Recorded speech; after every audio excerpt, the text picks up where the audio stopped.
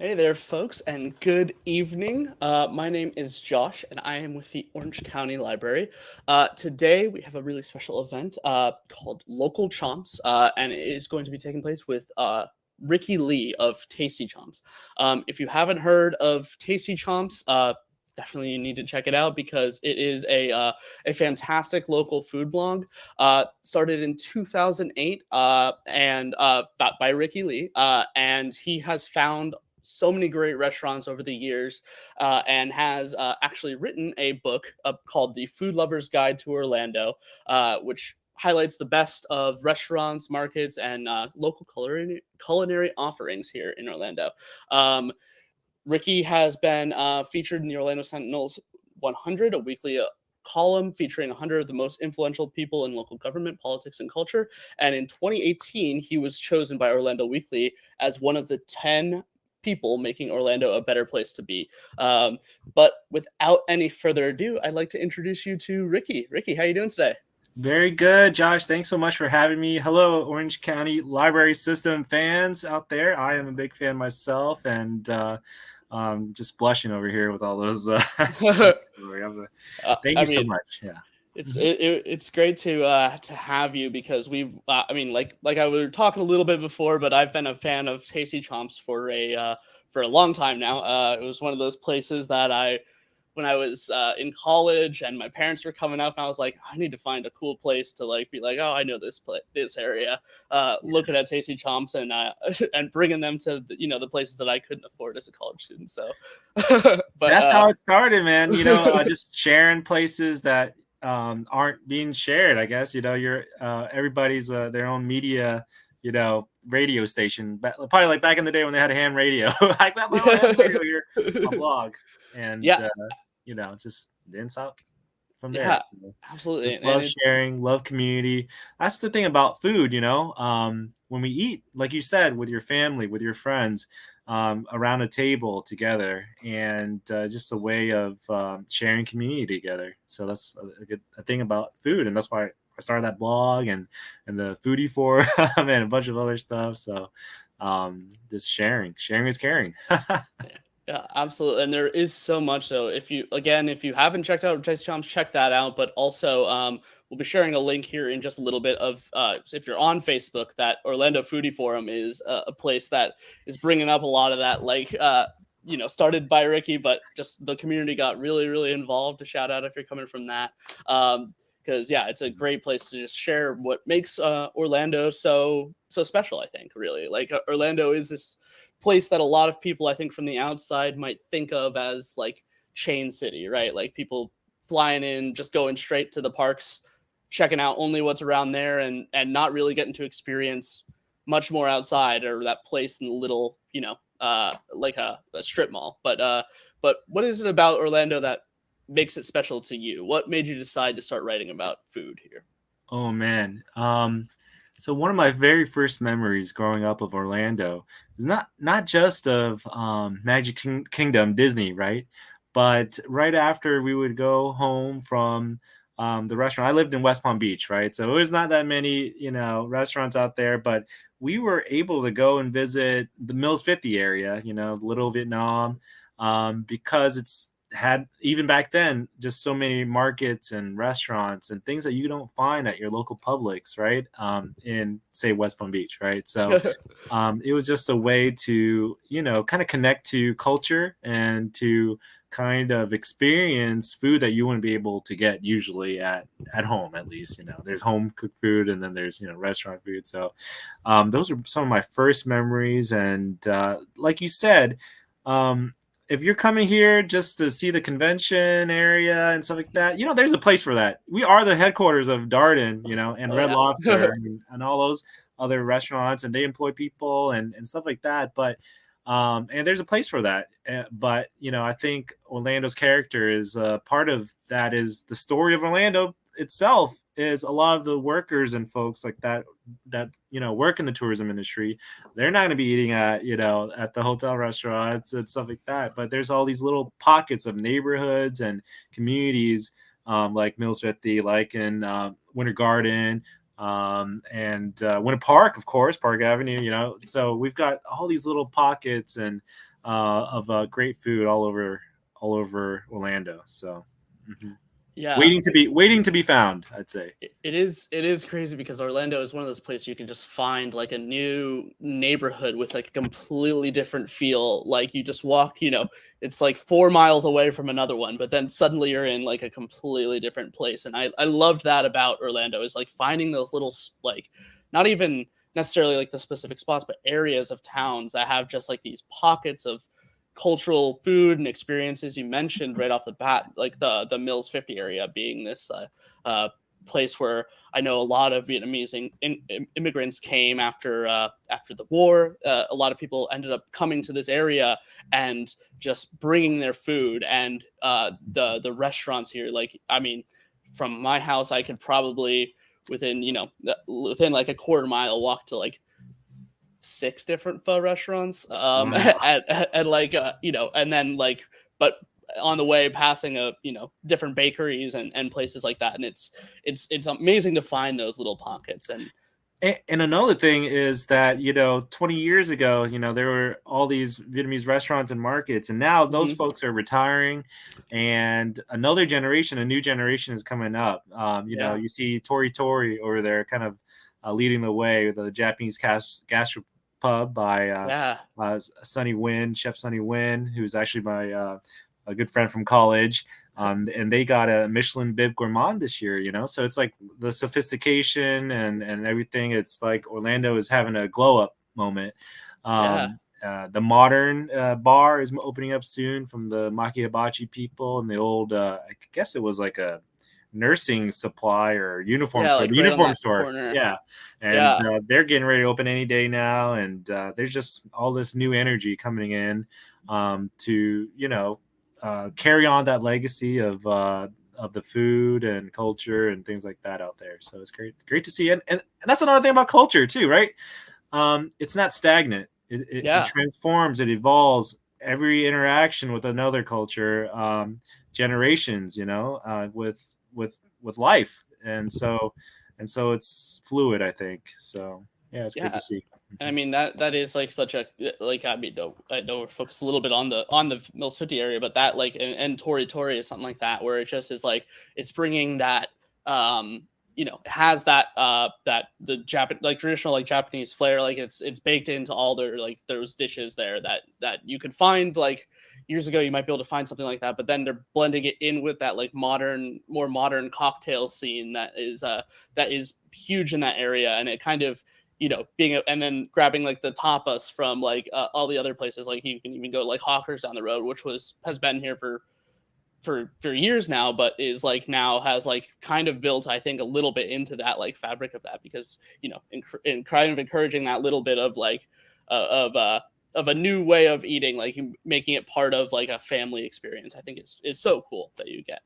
Yeah, like little small bites and Yeah, sharing around table. Yeah, yeah. exactly. Yeah, you want a little bite of this, or hey, can I try some of this? Have a Yeah. taste of everything, something salty, sweet, spicy. Yeah. Yeah, I know. Yeah, I know. When we go to this, like a Tori Tori, like everyone's picking up like one, two things each, and then you're eating 10 different items suddenly, and it's Yeah. just fantastic. And you mentioned with that, but we had the Michelin Guide coming to Orlando, which is Yeah. crazy as like a recognition. I know it's been something that's been people have been wanting them to come, and we've had some really cool like recognition from an international scale, which is great. But what is that?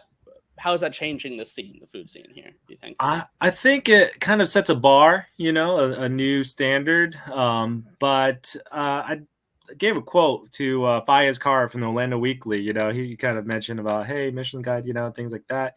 And obviously, I would call it nice to have, but not a need, Hmm. must have, because some places, hopefully not Orlando, they just like go a little overboard, in trying to get that Michelin star and things like that. Hmm. And I don't think our culture is really like that. We're like kind of laid back and down to earth and just want to make good food. Basically, is Yeah. my hope, and not to be pretentious or be held to some old world standard that was developed by who. I don't know, some guy in a French toque hat in 1901.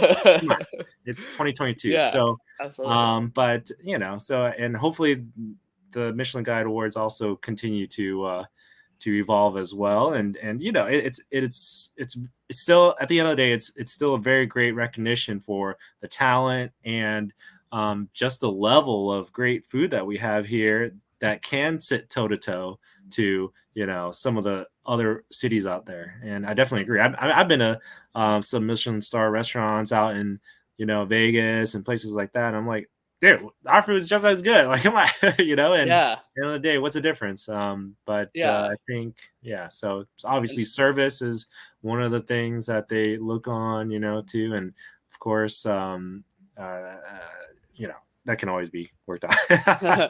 yeah, and it is like a thing that does, like, no matter what it is, like there is something about, like, your food could be like this, like, and the Bib Gourmand is like is a part of that, like the award for like the cheaper kind of food, but like for those Michelin stars, like that's a completely different.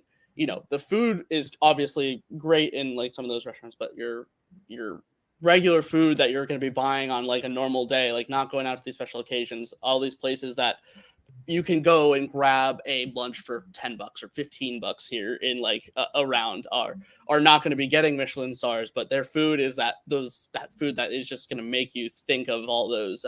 That's the food that you're going to want to keep coming back to and back to every single day. Like I'm not going to be going to a restaurant that's getting a star day after day, but I'm going to be going to places like Beefy King or Sticky Rice. Like I'm going to be going to those places like Oh man, I love sticky on rice. Yeah. yeah, I'm gonna go to those places at least like monthly, if not more often. Too often probably, but yeah, you have these places that are so excellent, and I think that it's something that really needs to be said. But it is, I think it is cool on that international scene of being able to have like, yeah, there's more to it than thinking Yeah, about. I think Visit Orlando does get a lot of like, hey, what are you guys doing spending, money on it? I think Yeah, it pays back in dividends, to be honest. yeah, A couple of meals here and there, an average visitor to Orlando yeah, spends like hundreds and hundreds of dollars. You got like, 100 visitors, you already paid itself back pretty much. right, But in a day, it gives reason to like the people that only know Michelin, like, hey, I don't know Michelin, what's good gear? Oh, there's, oh, hey, it's on the list. That means, 1 star is worth your way to, to make a visit, and hmm 3 stars is like must visit, once in your lifetime kind of thing. yeah, So it kind of sets a bar, I guess. So yeah, for especially for people who don't know Orlando, if you're coming in from out of town, you're like, oh, I just know Mickey Mouse and turkey legs, but what's all this other stuff? Oh, okay, let's take a look. Open your eyes and see. yeah, absolutely. And I think that is like so cool because we do have, and I think Tasty Chomps is responsible for a lot of this, like of these like local, like hyper local, like food blogs or like just experience like blogs, newsletters that you can kind of come to and read and learn about us as like like what is happening, kind of what's happening here, who are the people who are bringing in. I mean, you can look at this page and you're, if I'm just like scrolling down the front page of Tasty Chomps, you're seeing a fine dining restaurant next to a like like right here a hot pot place next to a place in one of the Disney hotels next to I was looking at like some of the earlier days stuff and like fast food restaurants and things like that, all this stuff that's like kind of popping Yeah. up or Speaking of fast food, Jollibee is coming. The first Filipino fried chicken place I've with been waiting. pies and stuff like that. Everyone's going crazy for it. Obviously, it is a chain, but Hmm. like I said, chains got places too. But it'll Yeah. be first place you can get. That's spaghetti mac with fried chicken. So it'll Yeah, be gonna very go interesting. I think sweet Filipino spaghetti. food is having a moment too with the new Kaya opening up by the Okay. folks behind Cadence, Lordfer, and Jamie Bailey Yeah. over there, and the old Dandelion tea. Oh, Rest in really? peace, Dandelion. Oh, awesome. Yeah, I'm and they glad that should be they're opening very soon. They've been having friends and family moment, and so yeah, it's been great. I remember, yeah, there's a lot of places that like kind of come and gone at like come and go, but then like the people are still there in the scene. Like that's awesome that like Dandelion's able, like I know that was I was really bummed about that. I used to love Yeah. going there and grabbing like teas and things, but it's great that they're still around, still making new experience restaurants. I mean, it's awesome. And then that's we also have that community that's going to be going back to those places. I know that just hearing that, I'm gonna be going there and within opening week. So Yeah, it's by your house, right? Yeah. So yeah, yeah, absolutely. yeah.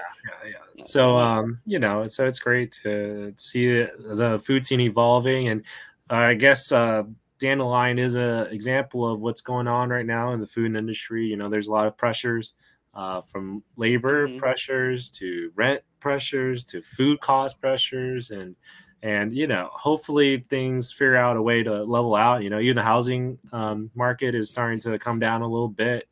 Hopefully sooner better than later. Yeah. And hopefully food costs get reined in a little bit. I know that some of that is, to be honest, probably collusion, within some of the industries, like the meat industries and Yeah. monopolies, but who knows?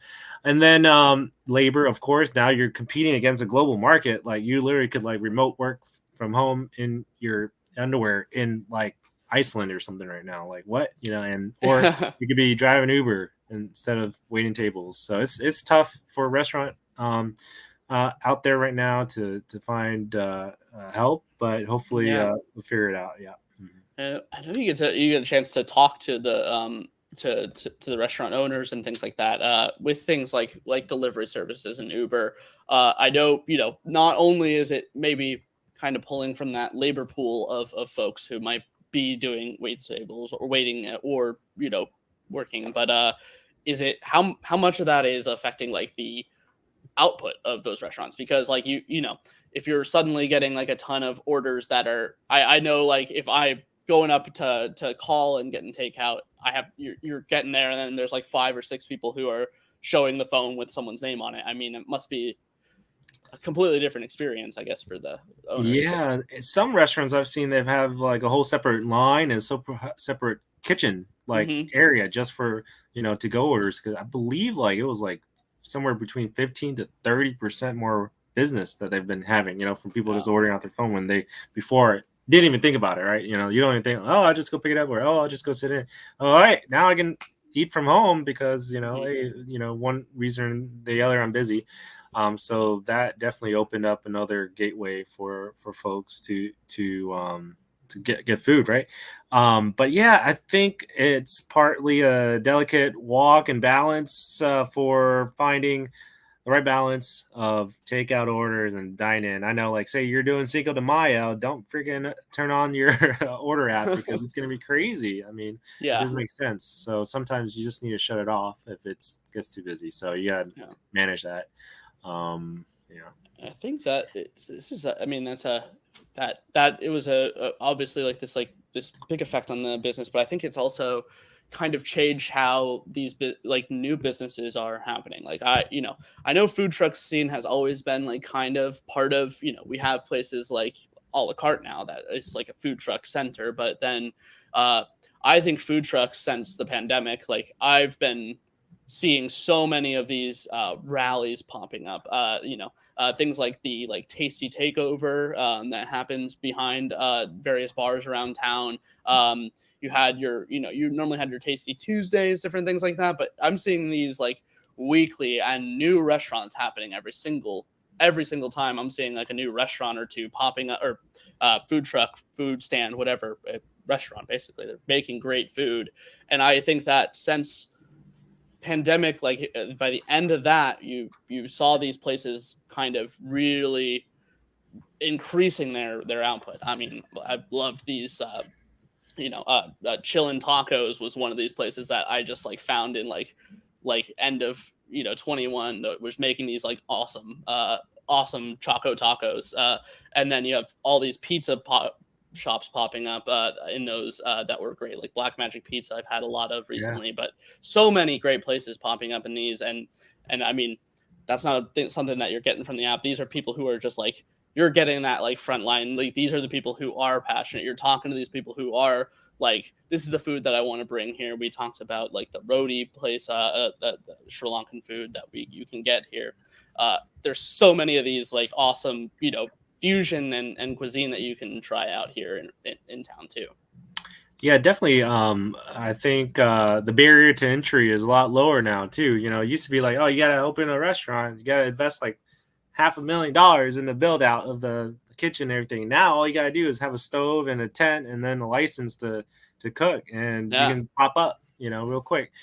Even the food truck, that's even less of a barrier than a food truck. To be Yeah. honest, and then you can test it out. Hey, it works. It works. If it don't work out, Yeah. you know, And, yeah, and figure out something. But but yeah. this is almost like a side job, Yeah. Or you for can. folks. Like, hey, this is a passion project, basically. Yeah. See how it works. And I've seen, smoked made meats is one of Yeah. the examples, and now they're going to be seeing if they can go to the next step, right? So if it works out. Yeah. So I mean, chicken fire, chicken that fire. was Yeah. That's what I was about yeah, to that say. was.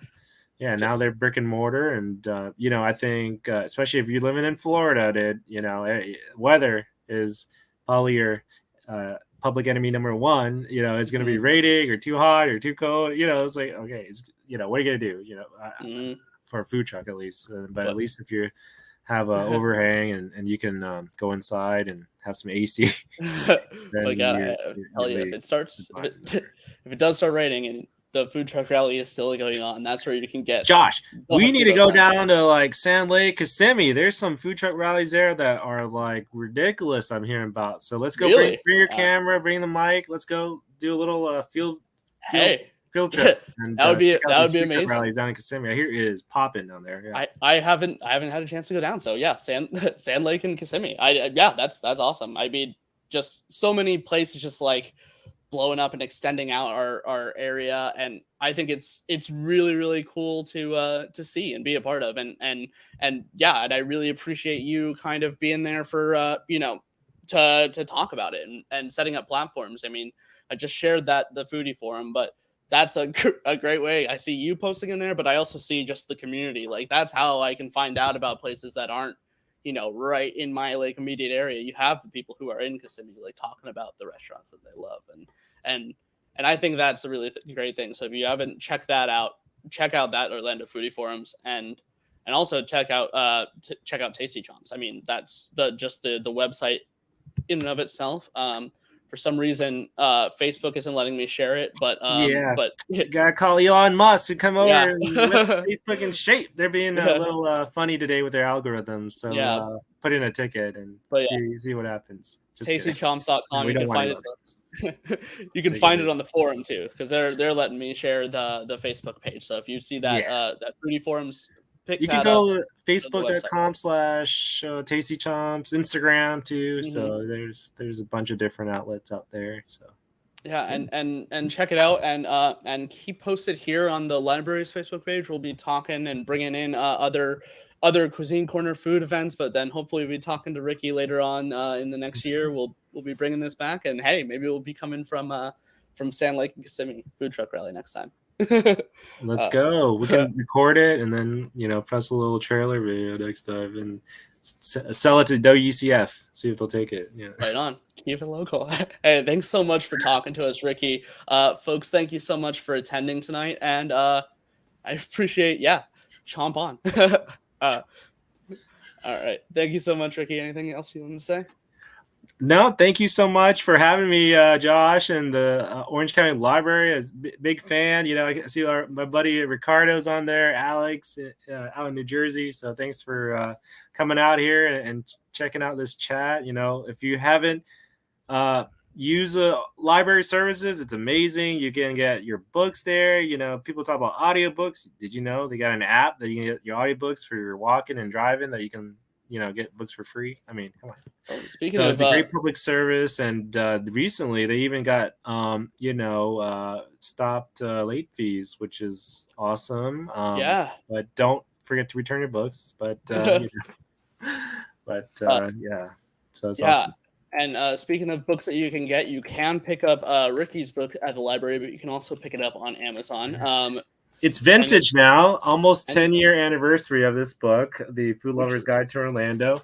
And quite a few restaurants are still open in here. I'd say about 80% are still open here. So I picked some good ones, hopefully. And there's some recipes in the back too. So oh man. check it out. Yeah. All right. Yeah, well, you can check And that out. Please do. And thank you everyone for joining us tonight. Thank you, Ricky, again for coming. Really appreciate it. Read the book, check out the website, and we'll talk to y'all soon. Have a great night. Thank you. Thank you, everyone. Bye. Thanks for watching. Subscribe to our YouTube channel to be the first to find out when we have new fun and informative videos for you. Orange County Library System is your place to learn, grow, connect.